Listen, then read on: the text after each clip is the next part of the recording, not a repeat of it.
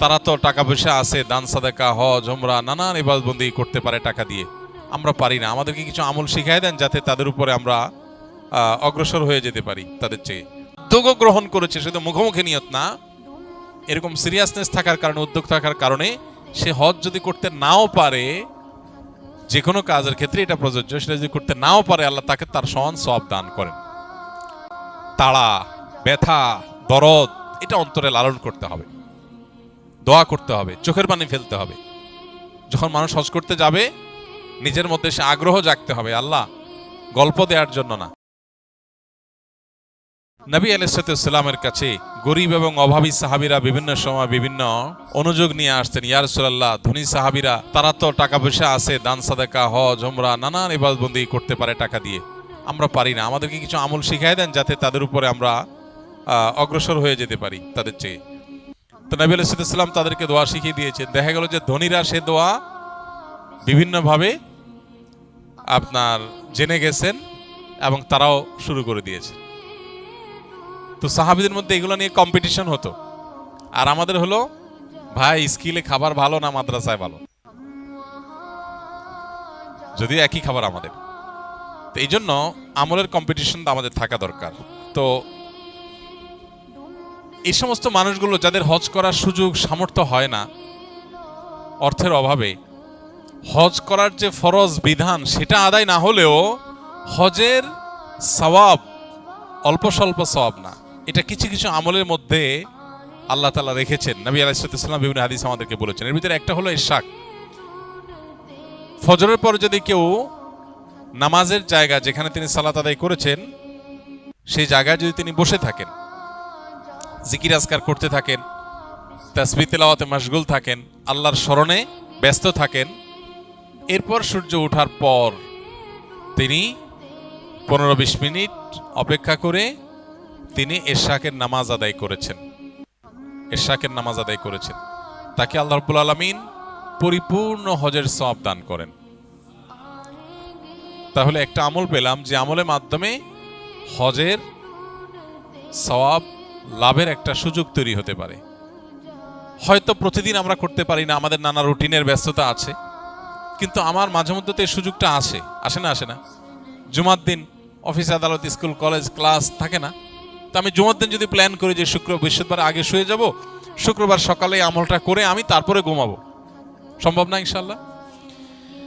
দ্বিতীয়ত, ফজর নামাজের জন্য যদি কেউ মসজিদে যায়, ফজরের গুরুত্ব বুঝে কোনো পুরুষ মসজিদে ফজর নামাজ আদায় করবার জন্য গেল, গমন করলো, তাকে আল্লাহ রাব্বুল আলামিন এই যে কষ্ট উপেক্ষা করে, শীতের সময় শীতের কষ্ট, গরমের সময় ছোট রাত, এই ছোট রাতে ঘুম কোরবানি করে যথাসময় উঠে খুব এহতেমামের সাথে যথাসময়ে মসজিদে চলে গেল, এই ফজরের জন্য মসজিদে যাওয়ার এই স্যাক্রিফাইসটা যে করলো, আল্লাহ তাকেও হজের পরিমাণ সওয়াব দান করেন।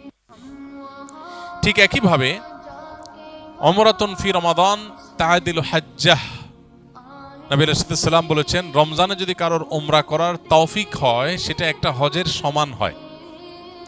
এই জন্য নিয়ত করি, চেষ্টা করি, আল্লাহ যদি কখনো তৌফিক দেয়, টাকা পয়সার ব্যবস্থা করে দেয় আল্লাহ, ইনশাআল্লাহ রমজানে উমরা করব। আরেকটা আমল হলো যদি কেউ মসজিদে ইলম অর্জন করার উদ্দেশ্যে যায়, এই যে আপনারা এসেছেন, আসার সময় যদি নিয়ত থাকে যে আমি কোনো দ্বীনি বিষয় শিখব, কোরআন হাদিস সম্পর্কে জানব, কিছু মাসাইল সম্পর্কে অবগত হব, কোরআন বা হাদিসের দার্স থেকে আমি ইলম হাসিল করব, দ্বীন জানব, ইলম হাসিলের উদ্দেশ্যে মসজিদে যায়, মসজিদে কোনো দ্বীনি প্রোগ্রাম হবে, গিয়েছে শুধু দ্বীন জানার জন্য, দ্বীনের ইলম হাসিলের জন্য, ইলম অর্জনের জন্য যদি কেউ মসজিদে যায়, তাকেও আল্লাহ তাআলা হজের সমান সওয়াব দান করেন। ঠিক একইভাবে কেউ হজ করার নিয়তে সাদেকাহ রেখেছে, পরিপূর্ণ নিয়ত রেখেছে এবং নিয়ত অনুযায়ী সে ইনিশিয়েটিভ নিয়ে ফেলেছে যে হজ করবে, ব্যবস্থা গ্রহণ করেছে, উদ্যোগ নিয়েছে, বাট কোনো কারণে সে করতে পারল না। তো নবী আলাইহিস সালাম বলেছেন, মান হাম্মা বিহাসানাতিন ফালাম ইয়ামালহা, যে ব্যক্তি কোনো ভালো কাজ করবার পাক্কা নিয়ত করেছে কিন্তু করতে পারল না, কোনো কারণে করা হয়ে ওঠে নাই, কিন্তু তার নিয়ত ছিল পাক্কা, চেষ্টা উদ্যোগ সবই করেছে, অনেকে টাকা পয়সাও জমায়, শেষ পর্যন্ত হয়ে ওঠে নাই। কিন্তু এই যে তার পাক্কা নিয়ত ছিল, চেষ্টা ছিল, উদ্যোগও গ্রহণ করেছে, শুধু মুখোমুখি নিয়ত না, এরকম সিরিয়াসনেস থাকার কারণে, উদ্যোগ থাকার কারণে সে হজ যদি করতে নাও পারে, যে কোনো কাজের ক্ষেত্রে এটা প্রযোজ্য, সেটা যদি করতে নাও পারে আল্লাহ তাকে তার সমান সওয়াব দান করেন। আরেকটা আমল হলো, এটা একেবারে হাদিসে আলাদা স্পষ্ট বলা আছে, নবী করিম সাল্লাল্লাহু আলাইহি সাল্লাম বলেছেন, মান জাহাজা, যে ব্যক্তি প্রস্তুত করে দিবে কোন গাজিয়ান, আল্লাহর রাহের কোন যোদ্ধাকে, কোন মুজাহিদকে, আল্লাহর রাহে জিহাদের জন্য বের হবে, তার জন্য যা ব্যবস্থা দরকার সেটা ব্যবস্থা করে দিয়েছে। আও হাজ্জান, অথবা কোন হজ যাত্রীর হজে যাওয়ার ব্যবস্থা করে দিয়েছে, আল্লাহ কাউকে আর্থিক সঙ্গতি দিয়েছে, সে ব্যবস্থা করে দিয়েছে। অথবা কোন রোজাদারকে ইফতার করিয়েছে। অথবা এই যে আল্লাহর রাহে জিহাদে গেল বা হজে গেল, সেই মানুষগুলোর অগোচরে তাদের পরিবারের দেখভাল, দেখাশোনা এটা করেছে। এই কাজটা আমরা অনেকেই করতে পারবো নাকি? যে হজে গেছে একজন, তার ফ্যামিলির লোকজনের যাতে অসুবিধা না হয়, তাদের বলে রাখা যে কিছু হলে বলবেন, আমি খেদমত করতে রাজি আছি, চেষ্টা করলেন করার জন্য। এই কাজটা করা যায় না অনেক ক্ষেত্রে, আলহামদুলিল্লাহ। এটা অনেকটা টাকার উপর নির্ভরশীল না সব সময়। এই কাজগুলো যারা করবে, হাদিসে আসছে নবী আলাইহিস সালাম বলেছেন, তাদেরকে এই কাজগুলো করনেওয়ালারা করে যে সওয়াব পাবে, এই কাজগুলোর সহযোগিতায় নেমে সেই সওয়াব পাওয়া যাবে। তার মানে হজে যাওয়া ব্যক্তির ব্যবস্থা করে দিলে কিংবা তার পরিবারের দেখভালের দায়িত্ব নিলে, এর মাধ্যমে আল্লাহ তাআলা হজের সওয়াব দিবেন ইনশাআল্লাহ। আল্লাহ আমাদের সবাইকে বাইতুল্লাহর হজ ছাড়া যেন মৃত্যু না দেয়। হজের ইবাদতের যে কি তৃপ্তি, কি স্বাদ, সেটা কোনো ভাষায় বর্ণনা করা যাবে না, কোনোভাবে বোঝানো সম্ভব না যে হজের ইবাদত কি তৃপ্তিময়। আল্লাহ যাকে তৌফিক দিয়েছে সে শুধু বলতে পারবে। জীবনের সব স্মৃতি মানুষ ভুলে গেলেও হজের স্মৃতি মানুষ ভুলতে পারে না। এটা তাড়া করে বেড়ায়, এটা মানুষকে পজিটিভ অর্থে তাড়া করে, অর্থাৎ সব সময় তাকে আবারও হজে যেতে উদ্বুদ্ধ করে। আরাফার ময়দান, মিনা এবং মুজদালিফার অবস্থানের ভিতরে নুরানি এবং অবর্ণনীয় অদৃশ্য এক সম্মোহনী শক্তি আছে, মানুষকে টানে, রুহানি একটা অবর্ণনীয় উন্নতি হয়ে থাকে। তো আল্লাহ আমাদের সবাইকে সেই হজটা জীবনে একবার হলেও করার তৌফিক দান করুন। বহু মানুষ আছে জীবনের চিন্তাও করে না, আমি একসময় চিন্তাও করি না যে আমার জীবনে কোনো হজের তৌফিক হবে। আলহামদুলিল্লাহ, আল্লাহ এখন তৌফিক দিচ্ছেন অনবরত। তো আল্লাহ কখন কাকে তৌফিক দিবেন সেটা আল্লাহ ফয়সালা করেন। আমরা নিয়ত করব, চোখের পানি ফেলবো, দোয়া করব।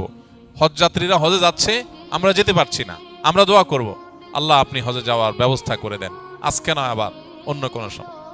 আমি প্রথম হজে গিয়ে আরাফাতের ময়দানে আল্লাহর কাছে, আরাফাতের ময়দানের দোয়া মিস হয় না, দোয়া কবুল হয়।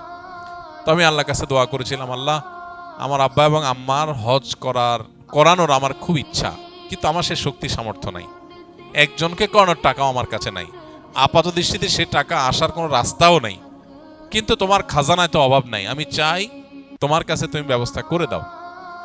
দোয়া করছি, আমার কাছে হজ করাবার কোনো সামর্থ্য নাই, কিন্তু আমার খুব ইচ্ছা যে আল্লাহ আমার বাবা মা জীবদ্দশা আমি হজ করলাম, তাদেরকে হজ যেন করাইতে পারি। খুব দোয়া করলাম, খুব দোয়া করে আসলাম, দেশে আসলাম হজ করে। আসার পরে এক আল্লাহর বান্দা আমাকে বলতেছেন যে আঙ্কেল আন্টির কি পাসপোর্ট আছে? তাই আমি বললাম না, থাকার কথা না, থাকলে আব্বার আছে মনে হয়, আম্মার থাকার কথা না। বলছে দুইটা একটু বানান, আমার একটু ইচ্ছা ওনাদের দুজন হজ করার। ও প্রথমবার হয়েছে আব্বারটা শুধু। এরপরে আমেরিকা থেকে এক আল্লাহর বান্দি উনি বলতেছেন যে আপনার আব্বা আম্মাকে হজ করার আমার ইচ্ছা।